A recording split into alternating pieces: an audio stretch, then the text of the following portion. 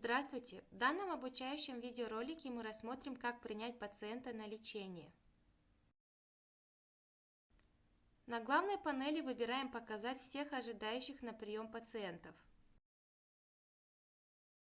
В данном меню мы видим пациентов, ожидающих принятия на лечение со статусом «Не принят», а также указана дата записи поступления пациента в стационар. Чтобы принять пациента на лечение, выбираем меню «Действия», «Прием пациента», далее «Да».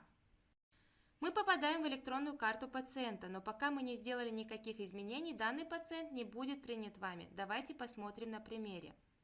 Вернемся назад, не внеся никаких изменений. Как мы видим, статус пациента остался без изменений. Это сделано для того, чтобы врачи могли смотреть данные, заполненные приемным отделением, будет ли этот пациент принят этим либо другим врачом данного отделения. Теперь примем пациента и внесем изменения. Внести изменения можно в любой вкладке, когда пациент автоматически будет прикреплен за вами.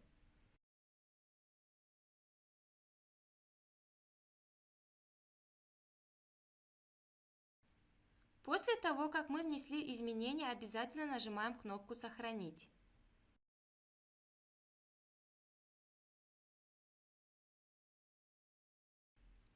Давайте вернемся назад и проверим. Как мы видим, теперь пациент имеет статус «Принят». Это означает, что теперь он закреплен за лечащим врачом.